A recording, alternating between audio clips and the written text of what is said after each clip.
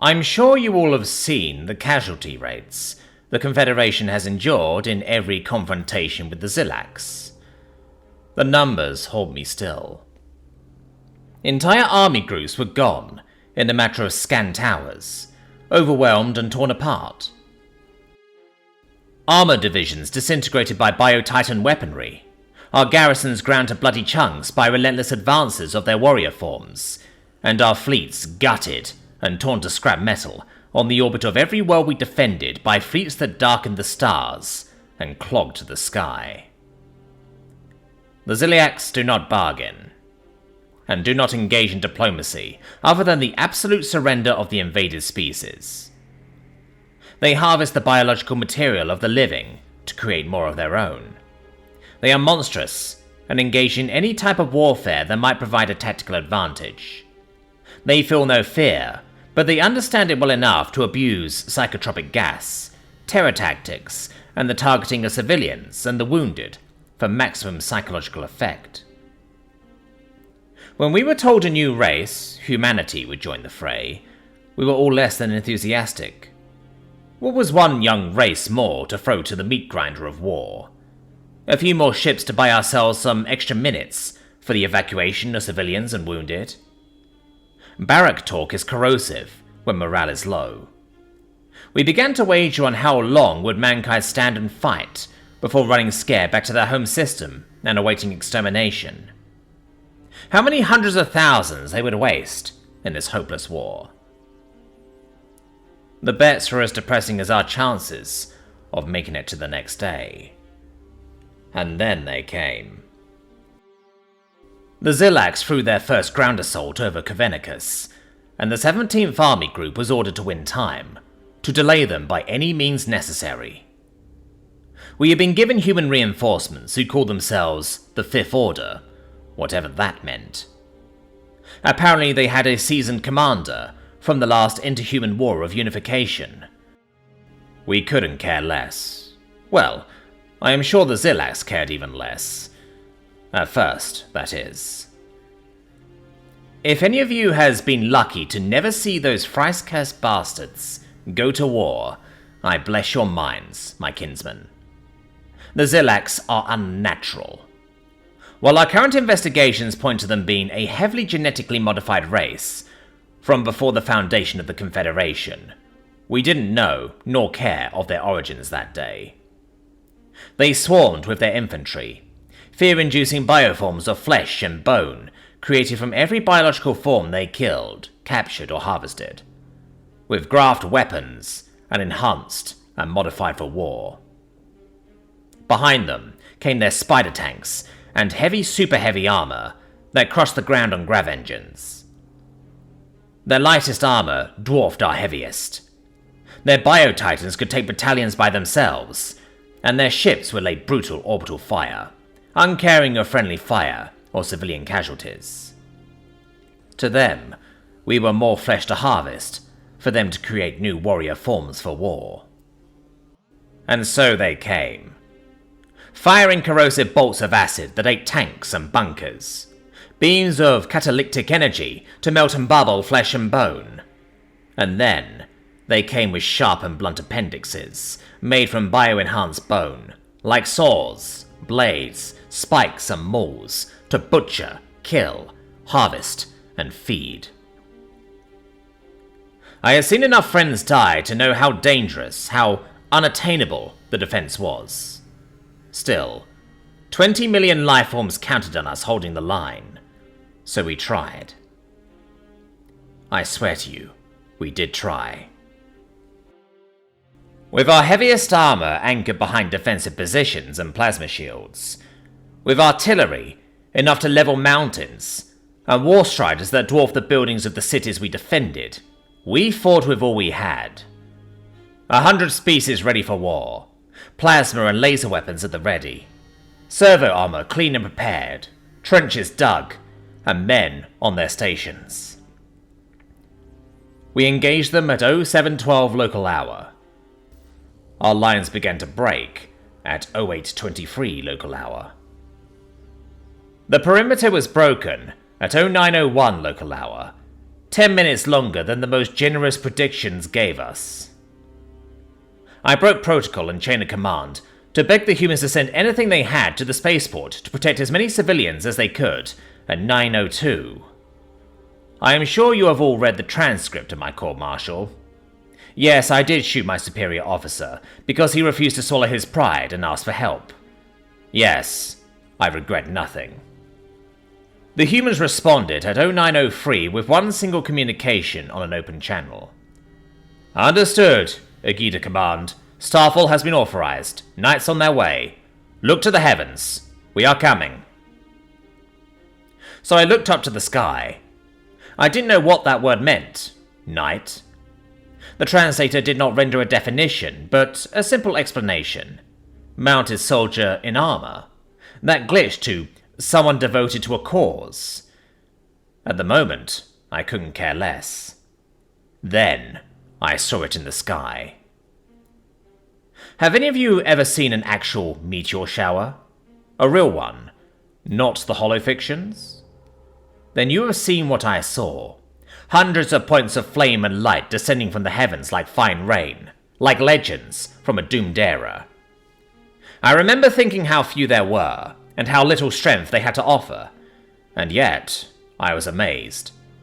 They had thrown themselves into the fires of the 9 hells, willing and able, and their descent brought some fire into my men, who dug down and refused to give another inch until the humans arrived. They came to die with us. The least decency we could offer them was to stay alive until they got there.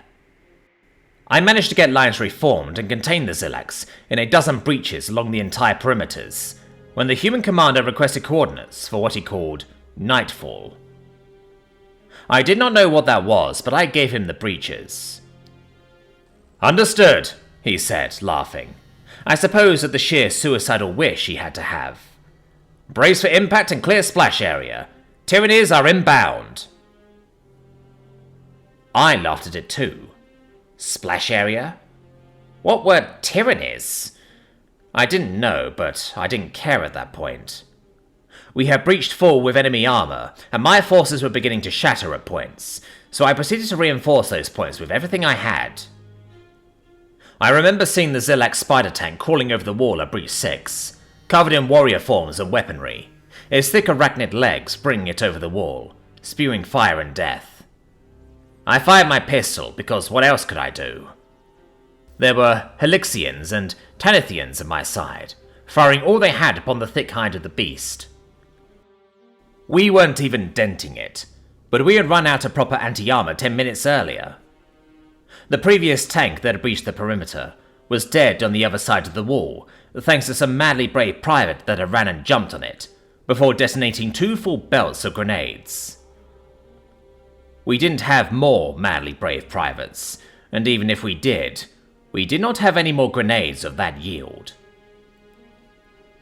The tank fired its main plasma accelerator at a squad on my left, and turned them into half-melted bodies, before training it back on us. I remember wondering what death would feel like, and if there really was something after death. Then came the sound. Like a shrieking that turned into the roaring of some death-ordered beast, evoking something primal within me. An image of scales, claws, fire, and wings that covered the sun.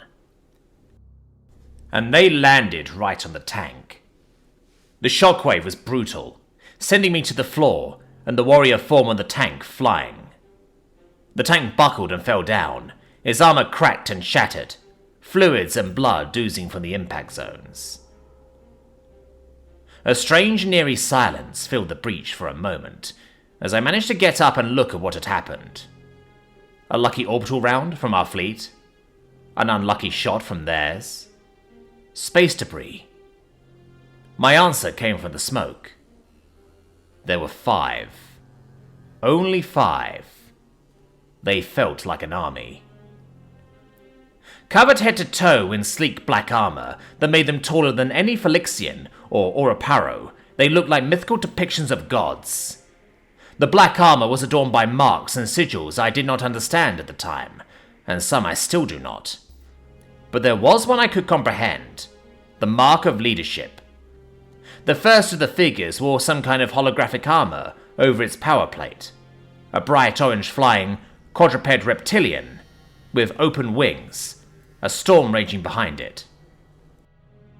Its helmet mirrored that, taking on the shape of the head of said reptile. The visor lenses shone under the snout of the beast, his ears flourishing into wings of office that adorned the helmet. His cape flew to the wind almost lazily, in deep orange. Yes, it had a cape. An actual cape on a battlefield. I also remember thinking it seemed so stupid when the battle was over. But at the moment, it gave them the semblance of mythical might, of having exited some fairy tale for children, where they would slay every monster from beyond the stars, and decided that the Xilax were worthy enough of their wrath to come out of those same fairy tales. And the damnedest thing? It wasn't the cape, the decorated armor, or how they had reached us. It was their weapons. They had shoulder-mounted ordnance and weapons slung on their lower back, but their hands held no rifle or long gun, but blades, hammers, and daggers. The leader, the reptile-decorated warrior, had 2 long blades, one in each hand. Another of his companions, with a roaring golden feline on its chest and the same storm behind it, carried what seemed like a breaching axe our firefighters use to enter buildings, just alien in look and much more deadly in aspect. The third, a giant of a creature among its peers that towered over its fellow, had a brutal 2-handed hammer whose head resembled some type of canid. On his chest was the same canid, standing howling on some massive pillar. The storm, too, raged behind it. The fourth was, in comparison, a lot shorter, and was crouching over a warrior form, poking it with one of its many and varied types of knives. The armor in this one was decorated with bones and feathers of some kind, making it look like the devil of some primitive story. It wasn't as if the others weren't intimidating, but this one seemed made for it. It had a collar of teeth around its neck, and it seemed to be trying to cut pieces of the dead warrior form, until it realized there were still living ones around. The last one was also smaller, but taller than the last one. The armor showed a blue tree of some kind, standing proud among a storm, and on its hands was, to my relief at the time, an actual weapon, long-barreled and scoped. For a few moments no one moved. Then, the reptile warrior spoke on open channel and speakers. "The laws of chivalry demand of me to give you a chance for surrender, or retreat from this world. The offer is made. Choose quickly, or face Jovian wrath." It took me one insane second to realize it was making the offer to the Xilax. One insane moment of asking me who would be so stupid to make such an offer to a species hell-bent on the extermination and incorporation of every biological lifeform there was. The Xilax, as expected, opened fire on them. It was then the true carnage began. After what felt like an hour of constant fire, but were mere seconds, the Xilax stopped and surveyed what was left of the 5 humans. Among the smoke, the same voice spoke up. "We'll take that as a polite, thank you, but no. Tyranny-Amaranth, cleanse them all." Then came the hypervelocity slugs. I had seen railguns fire before, from cruisers and heavy tanks, never from shoulder mount. Like blue fire, razor-sharp slugs of metal tore enemy warrior forms from their feet, tearing them apart into chunks of flesh. One volley, 5 knights, 24 dead warrior forms. I still can't believe it. From the smoke where they had vanished, they charged forth to melee, which seemed even more suicidal than giving the Xilax terms of surrender. I fully expected those hulking flesh minters to tear those 5 apart. It was then I understood what the word knight meant, why it was defined as a mounted warrior in armor, and a human devoted to a cause. Earth, their homeworld, is a death world, but we never saw anything particularly dangerous there. Sure, there was some impressive fauna and flora, and dangerous creatures that could kill with mere touch. But the reason it was a death world was the humans themselves. While not physically impressive, at least not more than our more fit races, they did have two dangerous gifts. One was their nearly limitless fountain of creativity and determination to keep moving forwards. They did not relent or retreat if they could achieve something. In that aspect, they seem impressive and even laudable. The second part is their psionic gift. I am sure most of you have heard the rumors. Humanity experimented on itself to achieve a sort of transcendence into the field of psionic. It is true, confirmed to me by their higher-ranking officers, and an open truth among their people and society. They have wondrous abilities, like communication telepathically, increasing their own speed and physical might, and much more. I lied before, senators. They have another gift, although I would prefer to refer to it as a curse. They can apply anything to war, and their psionics are no different. They have armor linked to their very... I don't want to use such an archaic term as soul, but that is what they call it. Weapons powered by their mind that cut through reinforced slip plating with ease. They can make things combust spontaneously. They can cast actual lightning from their hands. They can fly. Actually fly. I barely saw the reptile warrior when he shot forward on some sort of anti-gravity harness that allowed him to achieve a degree of mobility that seemed almost magical, as it cut and shredded and vivisected Xilax warriors like paper. It was shielded, for I could see the shimmer of a protective aura every time it slowed enough for me to catch up to its movements, even if no shot found him. At range, it was deceptively deadly, with its shoulder-mounted cannon and the weapon hung from his hip. A sort of assault rifle based in acceleration of projectiles to a percentage of the speed of light, all of them making short work of the warrior forms. But up close. Had we been an inferior race that believed on supernatural creatures, I might have compared them to gods of death. The humans did have a comparison to make. They called them angels of death. It was a proper nickname. I saw the one with a hammer crush tanks with it. The sniper shoot leader forms from impossible ranges. The lion warrior with his axe, carving transports open and tearing them to shreds. The one adorned in feathers carves Xilax warriors like animals, searching for weak spots and just putting the fear of humanity in them. 5 human knights. It was all it took to hold that breach. And they deployed a full 100 of them to aid us. It was like seeing veritable myths. The speed, power, and ferocity of them. How they seemed to know exactly where the enemy fire would come from before it actually came.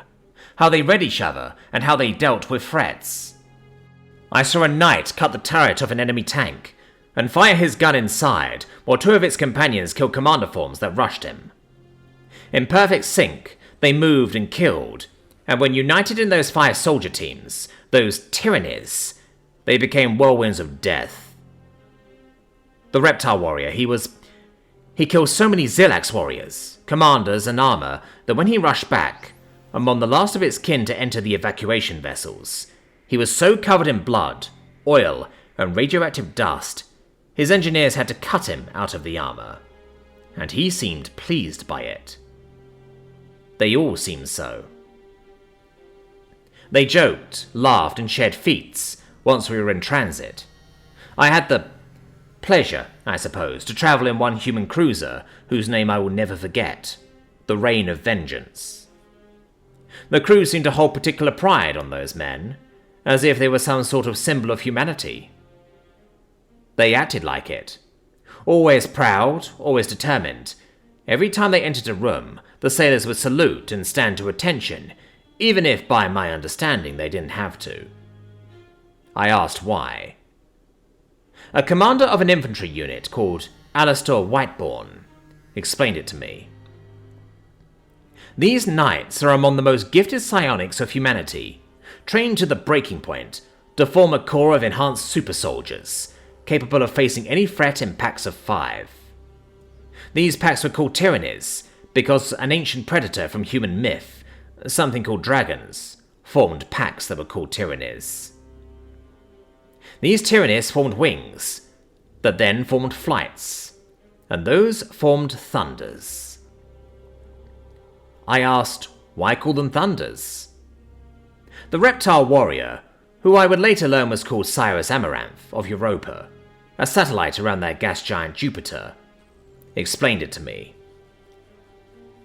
Ever heard the sound of almost 100 knights flying through the air? It's the thunder that is heralded by the coming lightning, and as such we are only heard after we have already struck. We didn't win that battle. They didn't have the men or supplies to maintain a prolonged engagement, but for the first time in years our casualty rates were lower than they inflicted upon the Xilax. And I don't know what Admiral Kuopon will tell you, but I saw the Xilax fleet as we left the planet. The human vessels are on another scale entirely. Their flagship was 6 of their kilometers long, twice as big as our biggest dreadnought. Their railguns can send absolute tons of firepower across vast distances in mere seconds. And their energy lances, their pulsar and ordnance, are far above anything I have witnessed. I nearly cried of joy when their ships began the progenitor of all orbital bombardment upon the Xilax forces on the ground, turning the surface of the world to molten glass, and denying those bastards any scrap of biological material. So, as my personal judgment and recommendation to this august organ of the Confederation, I would like to be blunt and speak what I really believe. Shut the feving up. We cannot win without humanity. It's a fact, not some opinion of a dusty-neck infantryman. They have technology and firepower beyond us, because for centuries they fought each other to almost annihilation, and they learned to wage war in ways we have barely dreamed of. They understand conflict, they understand battle, and they thrive in it. They have fought among themselves for millennia until now, and their unity has not made them weaker. And more importantly, they have a ferrous moral code that willed them to assist us in the first place. They didn't have a reason to assist us, to drop from the sky and lose a dozen of their knights and hundreds of common soldiers to save us. They did it because, by Knight Amaranth's own words, it was the right thing to do. They value things like honor, duty, right, and truth. They believe in ideals that for them are millennia old, and only recently decided to return to the center of their very society. They fight for what is right, and for those that cannot fight for themselves. We need their help. We need their ships. And we need every damn knight they have to win this war. They have armies of infantry trained for war and veterans from conflict, battalions of armor that make our own armor look pitiful, and from what I heard and saw, their war striders are made to conquer continents. All of this, coordinated by their psionic gift, their unity, as they call it. They are a fearsome wand war-tested engine of war, and they do not appreciate it when innocent blood is shed. They are hungry for war against such monsters, to fight enemies like those, to engage in pure warfare against something purely evil and that cannot be reasoned with. Maybe it is not enough. Maybe it never was. But for the first time since this massacre began, we made the Xilax hesitate. They have slowed their advance to the southern and northern rim, and their full frontal offense to the mid-rim has stalled. They are building fortresses and defensive networks on conquered and harvested worlds, something they have never done before, and bringing from dark space some sort of void stations. They fully expect us to go on the offensive, with humanity's aid, to strike back now that their momentum has been robbed, and they have been proven beatable. I say, senators, let's not disappoint. Call the reserves, fire up the furnaces of the war industry, open every arsenal we have, lift all restrictions and armaments for the Confederation, and give the humans all the aid we can afford, all the resources and information we have on the enemy. and let them do what humanity has a history of proving they excel at. What I saw during the weeks of transit back here to this august organ. Reading every history book on mankind, from their world wars, to the eugenic crusades, to the unification of the moons, the Cooperian Blitz, and the massacre of the Inner Belt. From the rise of the Hierophant's court to the Dragonfall and the Dragonrise battles. From the First War of Sol to the Third. From the cry of the blood of Mars to the War of Cinders. From the breaking of Luna to the defense of Earth. Killing monsters. Field Marshal Udek, during the Senate session, spoke for the inclusion of the authority of Sol to the Confederate Armed Forces during the 10th year of the Xilax invasion. After this, Lord Commander Cassandane Liantos was given command of the Eastern Front, while her husband, Lord Cyrus Amaranth, took overall command of the Northern Rim. As history would prove, those were the most effective fronts, and the only ones to eliminate a Xilax world form.